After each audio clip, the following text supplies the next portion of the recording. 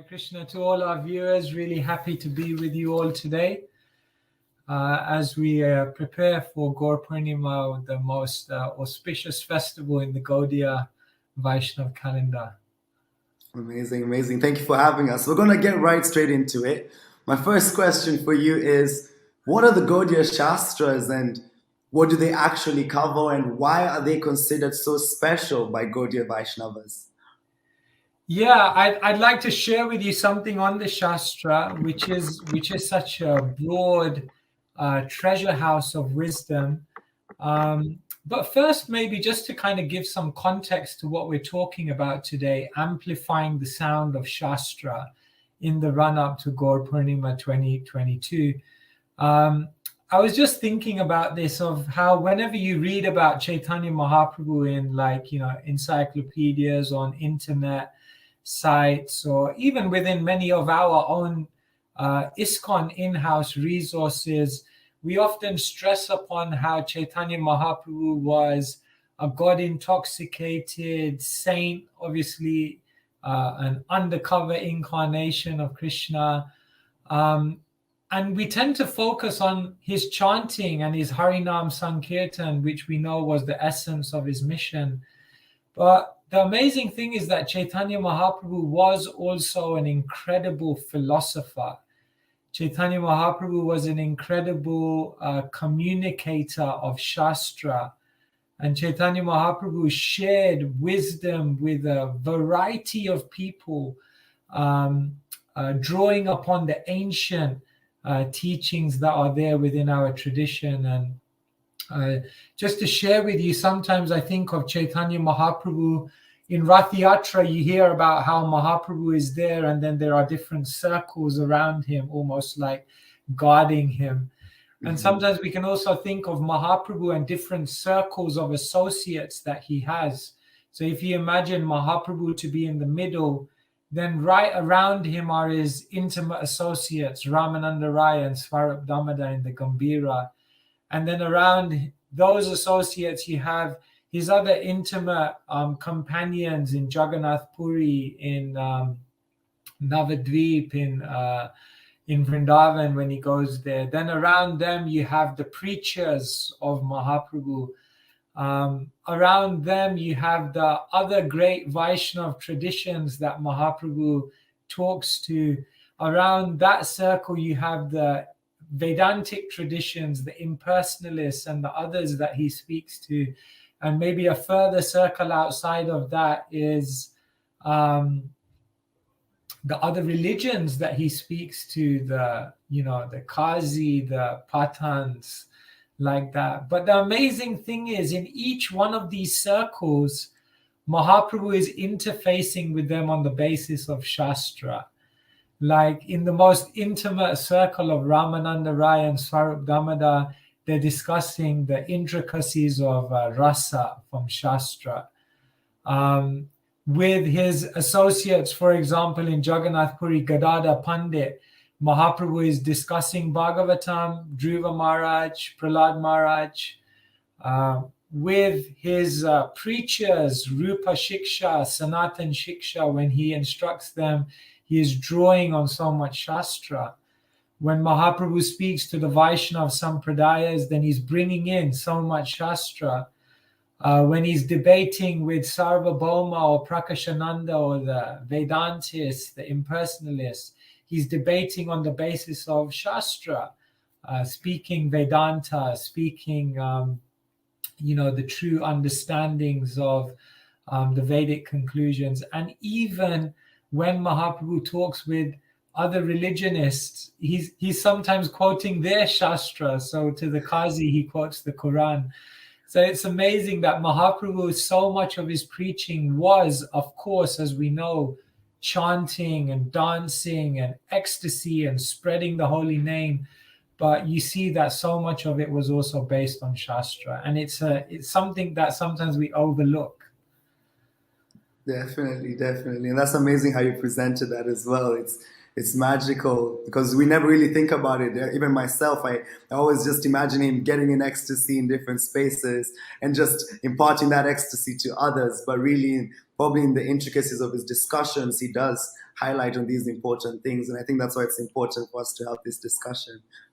Yeah. And as you mentioned, and as we'll maybe talk about later on, what is the actual balance between the chanting of the holy name and immersion in Shastra, and not just the balance, but what is the relationship between them, and we can maybe touch on that later on.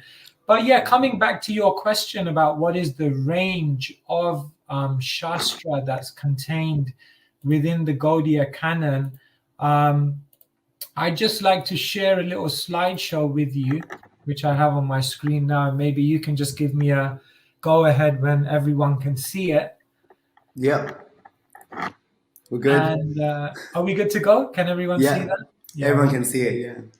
So this is just a few things I wanted to share with you about the absolute beauty and how unique the Gaudiya Canon of Shastra is. Here we have a beautiful quote of Prabhupada. He said, yes, it's a revolution. That's what I think as I write on and on. A revolution to change the entire course of human history. So Srila Prabhupada was really bringing the Shastra to the world, seeing that Shastra would really create that revolution. And we are really the Sampradaya of the pen. Here we have Vyasadeva, who had that vision of Kali Yuga and saw that people's memories would decline, and therefore compiling, dividing and systemizing and bringing out the essence of all the Vedic knowledge for generations to come. And then, of course, more specifically, we have the Goswamis of Vrindavan.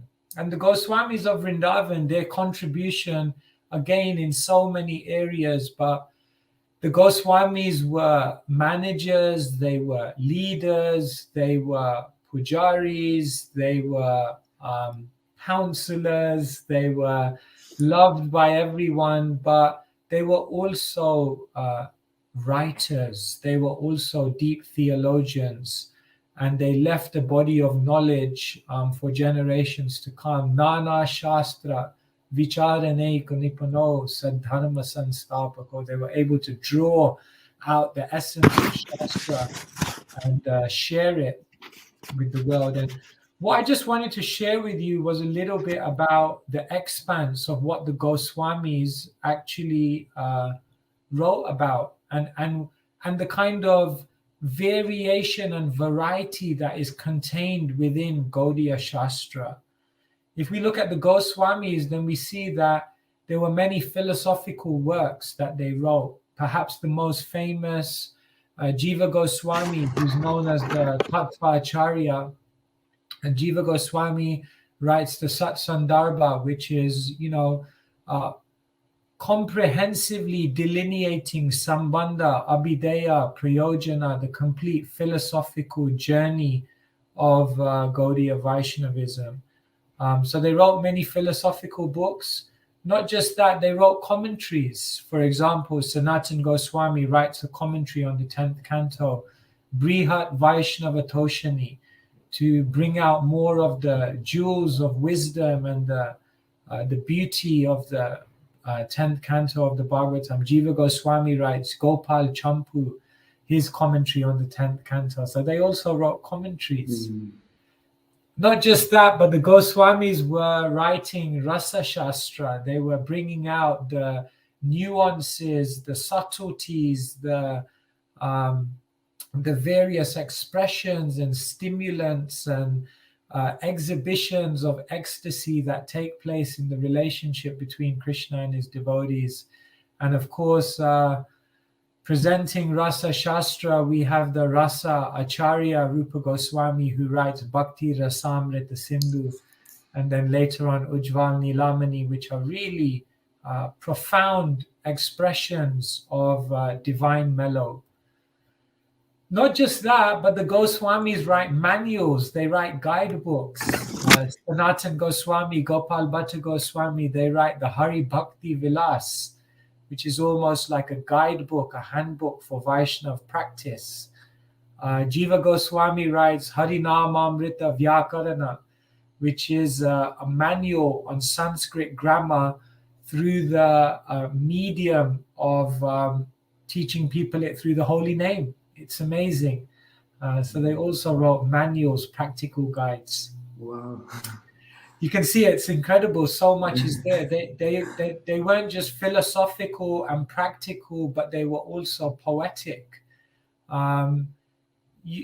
Many of our viewers may or may not be aware, but Rupa Goswami writes an incredible set of poems known as Chitra Kavitvani, which is picture poetry. And you'll remember this because we did it at a retreat recently. Yeah. Really, really mind-blowing poetry in different formations and pictorial representations, which is truly mind-blowing. So they were, we know one of the 26 qualities of a devotee is to be a poet, a kavi. Yeah.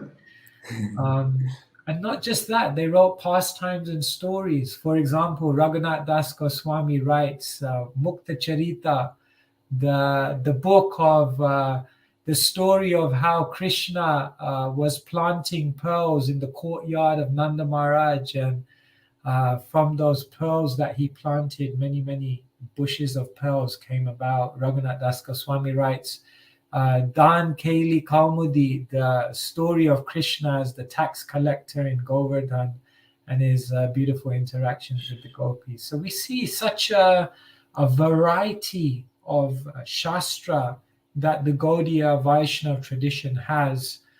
And I'll share one more thing with you, which is that the reason we want to amplify the sound of Shastra, and especially the sound of the Gaudiya Shastra, is because the Gaudiya Shastra is the most advanced theology in creation.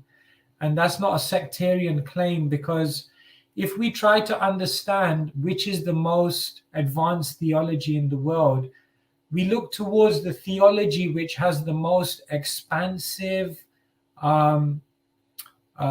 revelation of truth, the Shastra or the scriptures or the body of knowledge which covers the most amount of areas, which kind of connects with every aspect of creation. Not just that, but the most advanced theology doesn't just cover a wide expanse of topics, but it explores them in great depth. Perhaps the most important topic is the relationship with God. And therefore, the most advanced theology in the world gives you the greatest depth and intimacy of connection with God. It gives you the greatest and most intimate understanding of God's personality, God's activities, and God's relationship with his devotees. Not just that, but the most advanced theology in the world also creates auspiciousness in the life of the practitioner, auspiciousness in the world, auspiciousness for the future of creation. Not just that, but the most advanced theology in the world is also accessible. There's no barriers. Anyone from any background, without necessarily having any set qualification, can engage with the most advanced theology, because it gives many points of entrance. And not just that, but the most advanced theology in the world is the most beautiful. It's not just philosophically deep, but it's aesthetically charming. It's beautiful.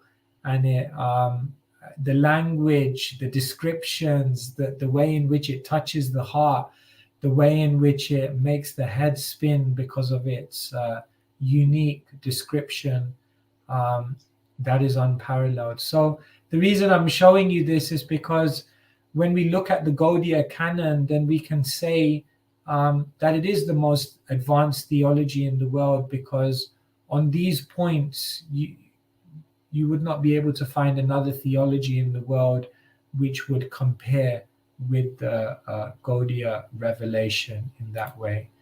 So I'll just stop there on that. And that's just kind of like a precursor to our discussion.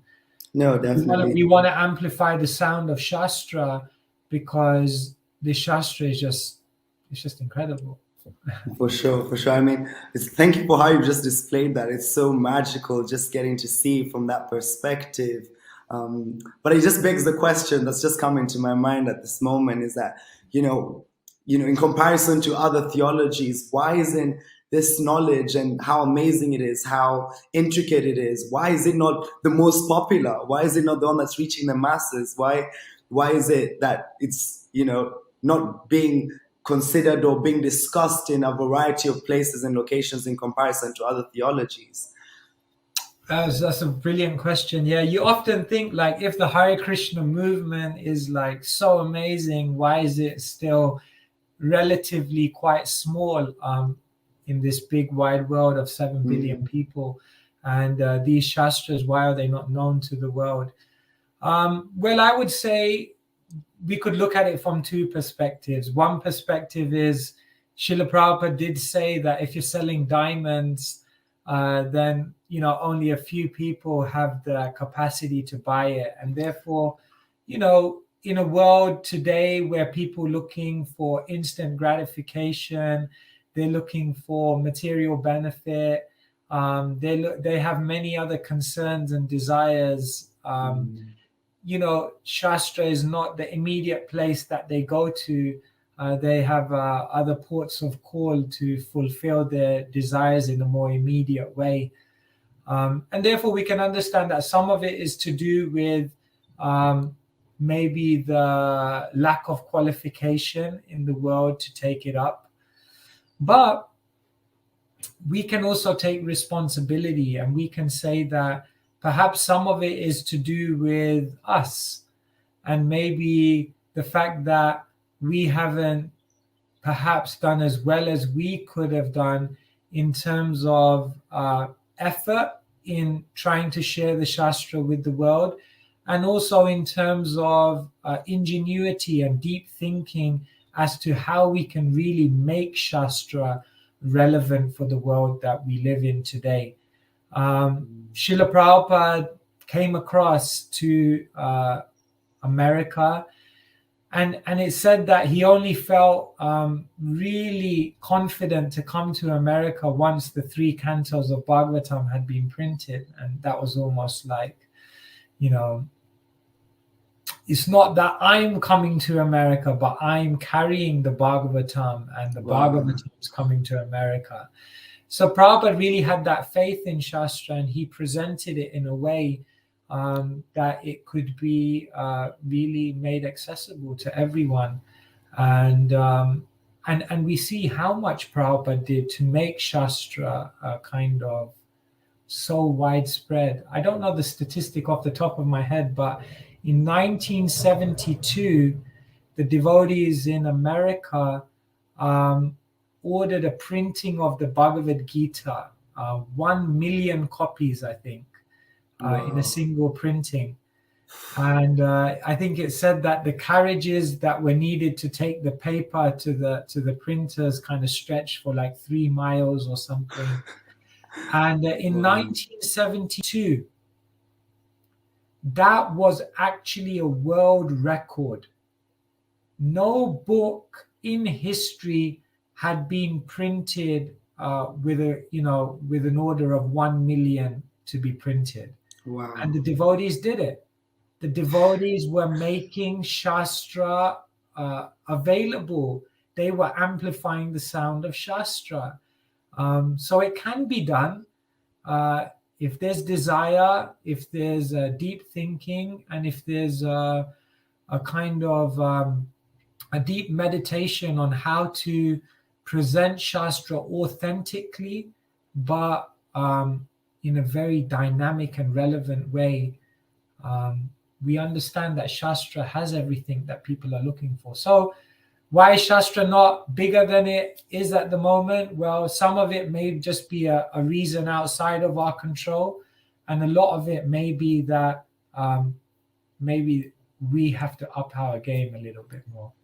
No, definitely. As you were speaking, it kind of felt like it's probably like Srila Prabhupada's opportunity is giving us some service so we can kind of be able to expand and see how we can be able to share and be part of this chain that's doing so much amazing things for the world. So it's kind of, this is your chance to do something, guys, and I appreciate that. Speaking And on just Srila on that, oh, sorry. just on the power of Shastra, Yeah. Dhananjaya Prabhu, who was, one of the pioneers of Bhaktivedanta Mana, he often tells this story of how one day Prabhupada just said, out of the blue, he said, it's too late. And everyone was wondering, Prabhupada said, it's too late. He said, even if all the temples close down, even if all the devotees leave the movement, it's too late, because the books are out there, because the Shastra is out there. And what will happen is, if everything shuts down, Krishna willing it won't, but if everything shuts down, Prabhupada said, one person will pick up these books, will pick up the Shastra, they will read it, and they will recreate everything all over again. So that's amazing. That's the power of Shastra, that from the knowledge of Shastra, you can revolutionize the world. Tadvag vishargo janataga viplavo yasmin prati shlokam abaddavatyapi, the Bhagavatam says. This literature will create a revolution in the misdirected civilization that we're confronted with. So yeah, it's so powerful. I sometimes think we may not even be fully aware of what we're carrying. Prabhupada called them time bombs, but it's they're treasure houses. Yeah. No, for sure. No, I must say your enthusiasm as well, expressing that, is infectious. It makes me, value and appreciate what we have. So thank you for that. So just, you were speaking about Srila Prabhupada, and we read his purports, and Srila Prabhupada gives a strong emphasis on chanting the holy name, strong emphasis on engaging in devotional service. And this is somewhat of like a consistent theme that you're getting in what might also feel, let's say, for a new reader like myself, a little bit redundant, that this is the thing, keep on engaging with the holy name, engaging in devotional service. So my question is, if one's already actively engaging in chanting and engaging in devotional service, what's the role of Shastra then? Because it's almost as if Shastra is convincing us to get to that point. So if one is already on this point, what's the value that Shastra brings? Yeah, isn't it? It is a very interesting point. It's like when Mahaprabhu goes to Gaya and he meets Ishvara Puri, and Ishvara Puri chastises him. He tells him, Murkha tumi, you're a fool. Tomar nahek Vedantadikar, you don't have any qualification to study Shastra. Krishna mantra japa sada a mantra sad. He just says, just chant Krishna's names. That's the essence of everything. So even Ishvara Puri tells Mahaprabhu, why are you studying all these things? Just chant Krishna's names. Of course, but then we find that Mahaprabhu goes to, instruct Rupa Goswami and Sanatan Goswami, and specifically tells them that write the Shastra, Bhakta Bhakti Krishna Prem Tatvera Nidhar, Vaishnavera Kritya or Vaishnava Achar. He specifically told them, Bhakta Bhakti Bhakta Krishna Prem. Teach people about bhakti, teach people who's a devotee, teach people who's Krishna, Tattva Nidhar, write all of these truths down so that they can be accessed for generations to come. Vaishnavera Kritya or Vaishnava Achar, teach people how a Vaishnav should act and how a Vaishnav should be in character. So Mahaprabhu did want also this knowledge to be written down. Why is Shastra relevant? The first thing is to understand that there are different types of Shastra. Some Shastra can be very ritualistic, can be very speculative.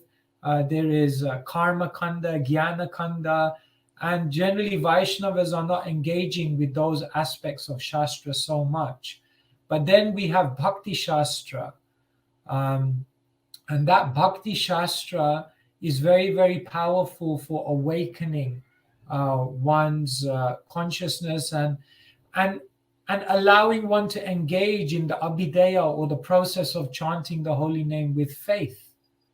This is why the Shastra was given. Chaitanya Charitamrita explains, Maya Mugdha Jivera Nahi Swata Krishna Gyan Jivere Kripaya Koile Krishna Ved Puran. Maya Mugdha, the living entities, Swata Krishna Gyan, they were completely bewildered. They don't know who they are. What's the goal of life?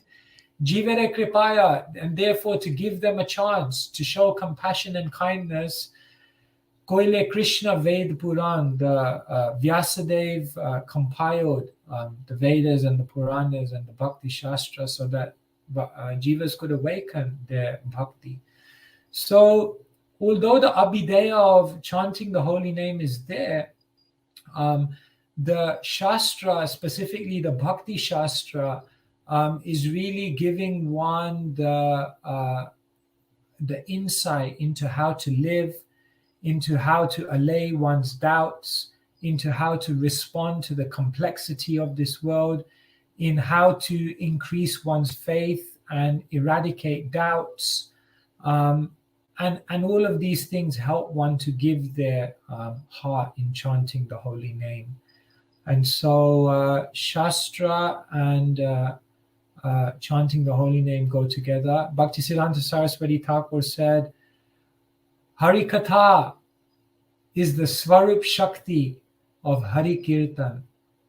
Just as Radharani is the Svarup Shakti of Krishna, and we never worship Krishna without Radharani, we don't do Hari Kirtan without Hari Katha, because there is a symbiosis there, that the Hari Katha gives faith, the Shraddha Ratir Bhaktir Anukramishati, third canto says 25, that you get faith, you get attraction, and you develop devotion and attachment by discussing Shastra with others.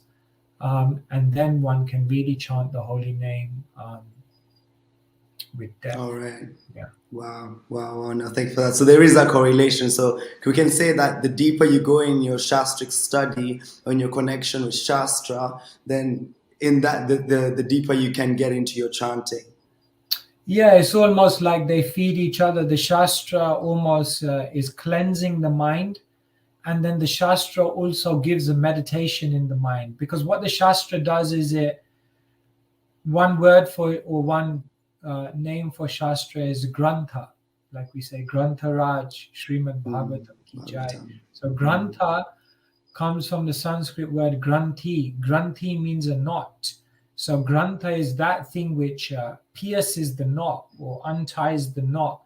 So what Shastra does is it detaches you from the material world, detaches you from material conditioning, and it then simultaneously attaches you to the spiritual world and introduces you to that transcendent realm.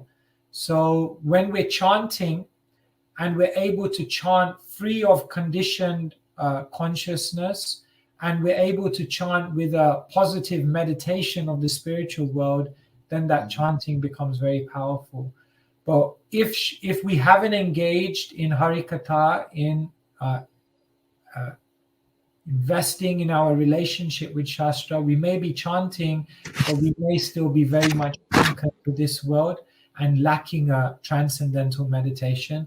And therefore the chanting, Bhaktisiddhanta Saraswati Thakur says it's like the wedding boat, who are rowing and rowing all night, rowing and rowing.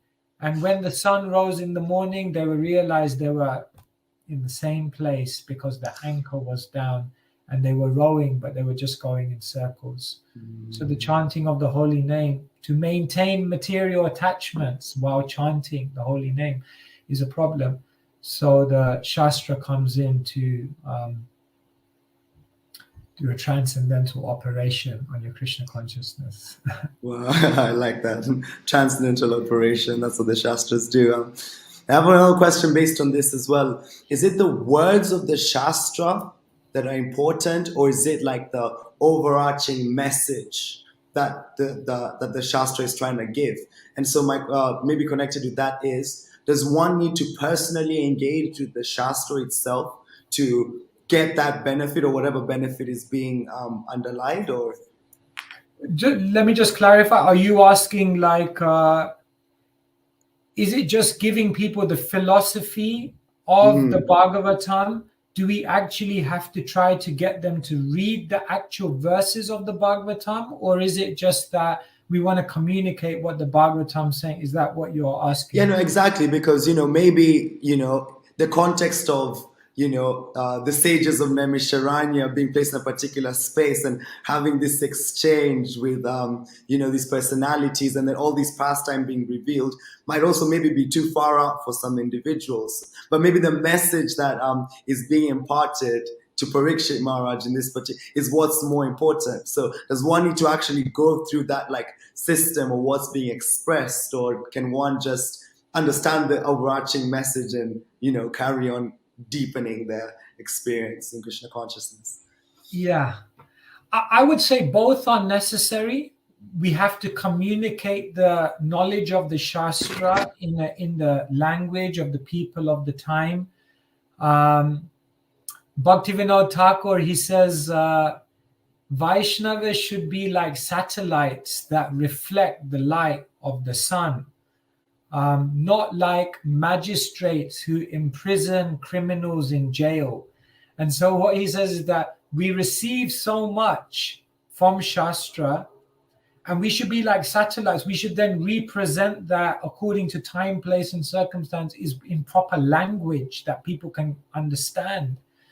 And we shouldn't just be like magistrates who imprison criminals in jail. In other words, we take the knowledge and then we just take it in, and then we just don't think about it and don't give it to anyone and don't do anything with it. So yeah, we have to represent. So what I would say is we need both.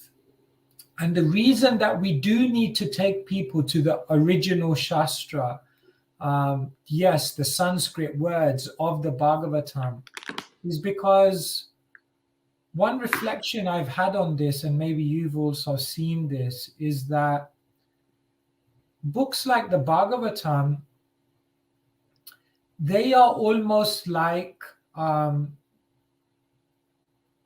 to say this, like zip files, right? So, like there's this much that you see, but actually contained within it is so much. And according to the consciousness of the reader, you can come to the Shastra, and from this you can get this much. But when your consciousness expands, you can give this much. And when your consciousness expands even more, you can get this much. And that's why you can keep reading the Shastra and having newer and newer realizations. So the Shastra is transcendental. The words of Shastra are transcendental because it's not a static type of knowledge. It's a knowledge which is ever expanding. It's a knowledge which is being more and more accessible according to the elevation of one's consciousness. And so as one grows, one can get more and more from it. And so I would say it is powerful to go to the direct Shastra. Like we could sing the Guru Puja song in English, and that's nice. And we do that actually every day. We don't sing it, but we recite the translation. Yeah. Or we could sing Mangalarti in English, which also would be very nice. But there is a special potency in the words of the acharyas, the words of the Shastra. There is that sound vibration is carrying, the Bhagavad Gita is Krishna's words. It's come from his lotus mouth. It's special because it doesn't just carry information, but it carries a certain potency and power that can affect one's heart. So I would say, yes, let's give the message of Shastra in contemporary language, but let us take people on a journey to actually get to the Shastra so that they can begin mining it and exploring it and finding their own jewels as they elevate their consciousness and are able to access more. Amazing, amazing. I really love that. That was powerful. And the zip file analogy is also quite magnificent, I must say. It's like a zip file. You can unlock so many things after that based on your consciousness, of course.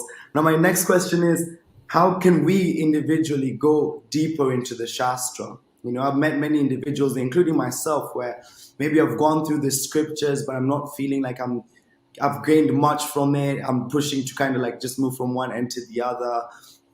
Is there any secrets or any like, you know, jewels that you can give us on how we can kind of go deeper, or how you've gone deeper yourself? That's a great question. Can you just hold that thought for 1 second? What I just wanted to show you is one slide, and it because it just kind of relates to the previous topic that we were discussing. Okay. And you can just give me a shout when you can see my screen. Yeah. Yeah, so connecting people to Shastra, because this is what we were just talking about. And what I've kind of noticed in whatever experience I've had in sharing Krishna consciousness with others is that connecting people to Shastra is almost like we have to take people on a journey. So sometimes what we have to do when we're sharing Krishna consciousness is in the beginning, we may just have to give very, very general wisdom. We speak things according to the needs, interests, and concerns of the people. We try to help them to develop faith that we know what they're going through. We know what needs, issues, and concerns they have. And we immediately try to begin to stimulate them to think about something more. And that could just be through general wisdom that we give people. When we want to go a little bit deeper, we don't just give general wisdom, but we give Krishna wisdom. We start really bringing spiritual concepts into the equation. We really start to bring spiritual tools and ideas and paradigms into people's lives. And that's almost like a deepening of their knowledge, going from the general wisdom to the kind of Krishna wisdom, the specific, kind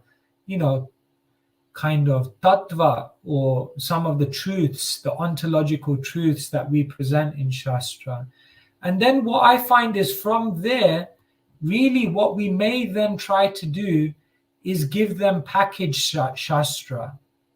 So that means what we try to do is begin to introduce them to the Shastra, maybe in a bite-sized way, whereby they can, begin to grasp the language, the tone, the mood, the flow, the structure. And eventually what we're trying to do is get them then to the original Shastra, where they're kind of, interfacing with that freely in their own inspired and enthused way. Now, I'm not trying to suggest here that we don't give people immediately access to the original Shastra. We may well do that. But we may also want to sometimes think that while giving them the Shastra, maybe sometimes we need to do these other steps as well, so that they really can mine that Shastra that is accessible to them in the deepest way. And so this can sometimes be a model that we can use to ensure that people do really connect to Shastra and find those jewels that we're talking about. Yeah, thank you for that. Actually, just connected with those slides which you just shared, I thought just also coming to mind that we might start expressing like the general wisdom of Shastra to individuals, but then individuals themselves in their own research might start getting themselves into more of like the deeper stuff based on their own level of inquisitiveness. So is there a way that we can also be able to monitor this? I'm just thinking in the context of them finding like their own things. They may be seeing some things from Shastra that might be a little bit bold statements. Some might be seemingly contradictory. So do you have any thoughts on this, or how we can work around that?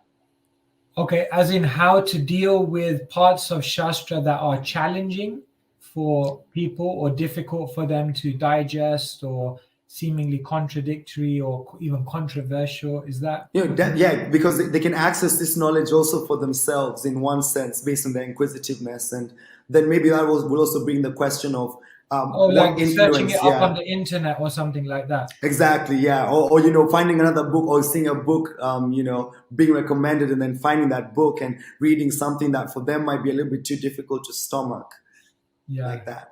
Well, as we know, Guru Sadhu Shastra Vakya Chitete Koriya Aikya, Narottam says that Guru Sadhu and Shastra all have to go together. And this is another important point. Today we're talking about amplifying the sound of Shastra, but that also means we need to amplify the number of gurus and the number of sadhus who can then help people to understand Shastra. Because you can have a lot of Shastra out there, but if people don't have access to Vaishnavas, then it can become challenging. Mahabharata says, "Tarko pratishta shrutayo vibhinna nashav rishir yasya matam na bhinnam dharmasya tattvam nihitam guhayam." The truths of dharma are hidden within the hearts of the Vaishnavas. So they really bring that out and help people. And it is a challenge because we present the Shastra to the world. The Shastra is accessible, and then people begin to read, and they may come across challenging concepts. They may come across a tone that they're not used to. They may come across viewpoints that clash with what the postmodern mind can digest, and then it can put people off Shastra. And therefore, it's interesting that the Gaudiya tradition is a living tradition. Shastra is also a living tradition. The Goswamis wrote commentaries, bhasyas, on the original Shastra to make it relevant for that time. And therefore, what we also need is more and more things which help to translate Shastra for the modern mind, to intercept many of these difficult things that people will encounter, or so-called controversial statements that may be there, and to try to intercept that and help people to contextualize it. A really, really big study in the world is hermeneutics and exegesis, which is the ways and means by which we understand and interpret spiritual texts. And the fact of the matter is that Shastra is complex, because Shastra, sometimes statements may be emphasizing different things. Sometimes statements may be having different motivations behind them. Sometimes statements may be appealing to people who are of different levels of consciousness. And therefore, sometimes you can easily find a seeming contradiction. But through a proper analysis, one can be able to frame every single statement of Shastra and understand how it relates in the wider context. So, so I mean, in answer to your question, we need people, we need as many people as possible to help people decode and understand the Shastra. Otherwise, you're right, it can end up going the other way, where people may feel put off or may feel turned away from reading Shastra. Definitely. And it might end up having an inhibiting effect on their pursuits in that way. Also, just connected with this slightly is, we're just recently celebrating Bhaktisiddhanta's appearance there. And, there's this understanding that Bhaktisiddhanta kind of repackaged and reinvented Bhaktivinoda Thakur's works and the works of the Acharyas. And then Srila Prabhupada came and did the same thing, reinvented and repackaged Bhaktisiddhanta's mission and mood and his message.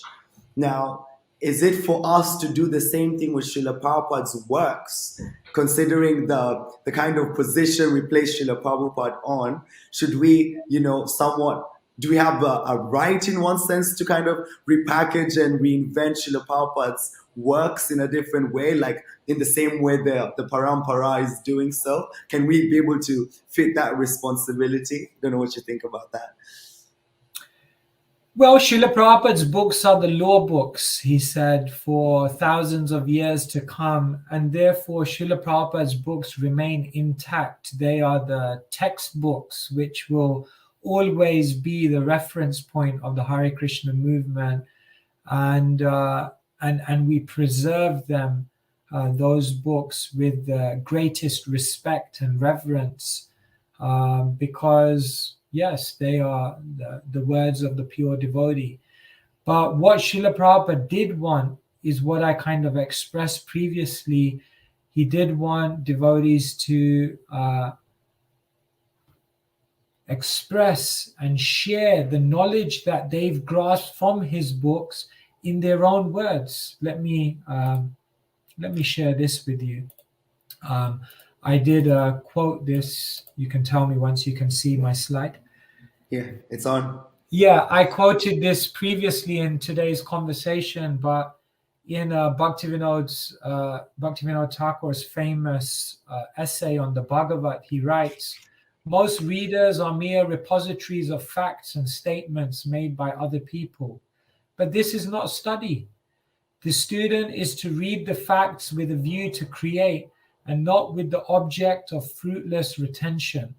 Students, like satellites, should reflect whatever light they receive from authors and not imprison the facts and thoughts, just as magistrates imprison the convicts in jail." So just to reiterate that point, that Bhaktivinoda Thakur himself, a prolific author, began writing at age 12, wrote over 100 books. Srila Prabhupada really followed this. He made Shastra accessible, relevant, practical. But now let me share with you that when Srila Prabhupada came to America in 1966, in 26 Second Avenue, Prabhupada decided it was time to resurrect Back to Godhead, the magazine that, he was so dear to him that he was printing and distributing in India. And right there in 26 Second Avenue, they began a small printing press to print over the Back to Godhead. And practically from day one, Prabhupada looked at his young disciples who had been with him maybe for 6 months and told them, in the Back to Godhead, one article my Guru Maharaj, one article me, and one article you. Prabhupada said, don't be dull, write something, 2 lines, 3 lines, but you must write your realizations. So Srila Prabhupada really wanted this. There can sometimes be a sense of, why do we need to write? Because Prabhupada wrote everything, and his books are the best books in the world. His books are undoubtedly the best books in the world, but we have to convince and inspire the world that yes, his books are the best books in the world. And sometimes we may do that. One way we can do that is by writing our realizations on the best books in the world, such that people read our writings and say, wow, where did you get that from?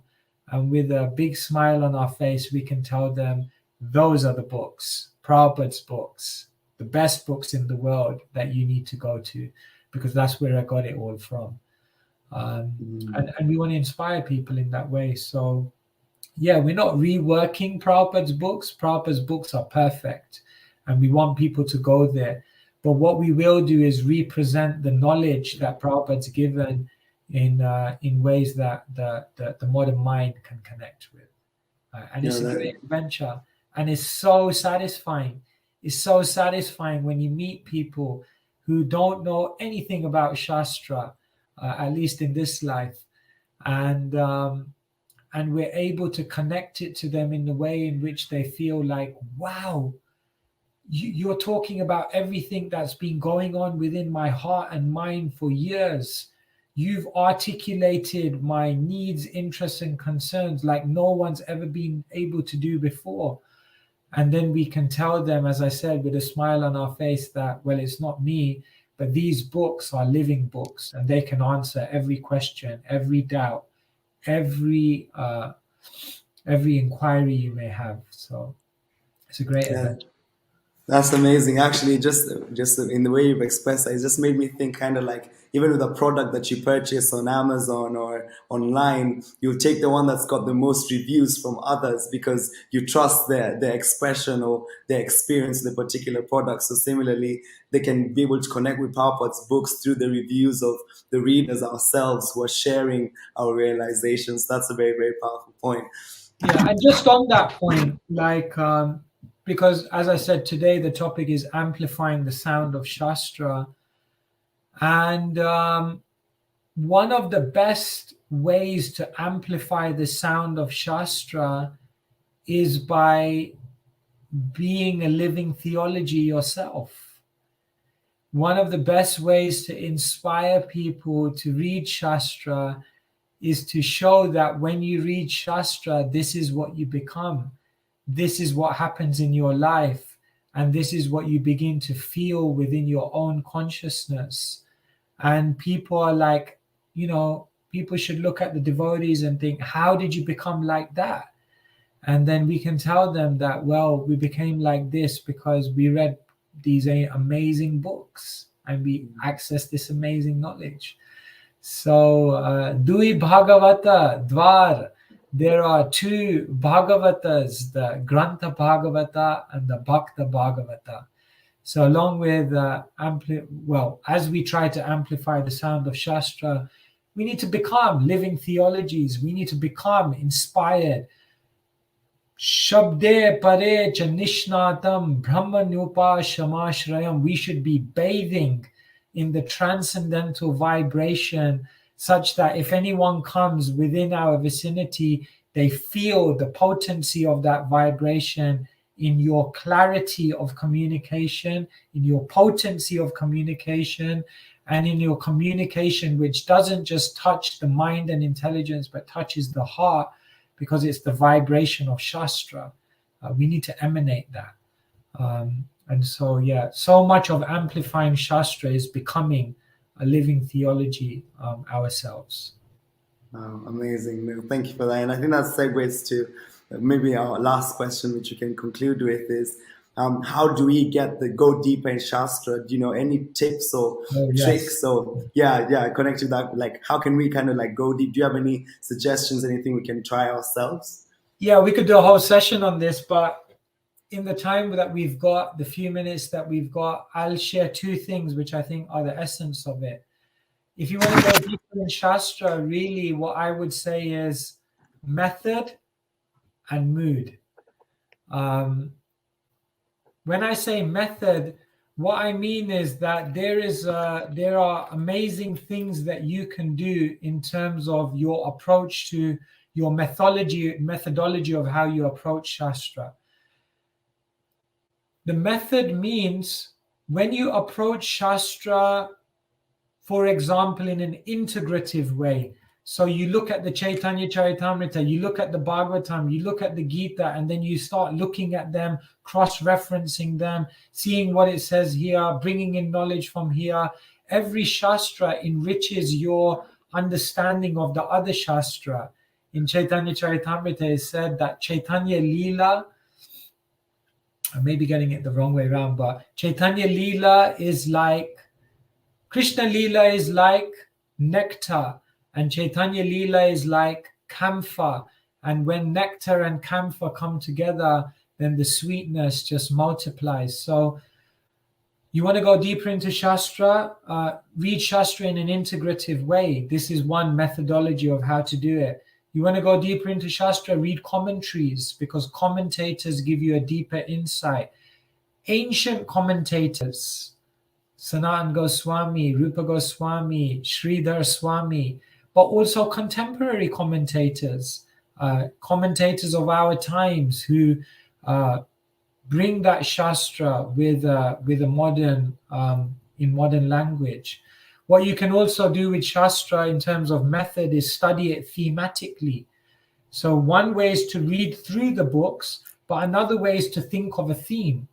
For example, you can take like a theme like, well, say for example, renunciation, and then look at renunciation in the Bhagavatam, look at renunciation in the CC, look at what Krishna talks about renunciation in the Gita, gather it all together, and then build an understanding of that theme through different scriptures. That's another way to approach it.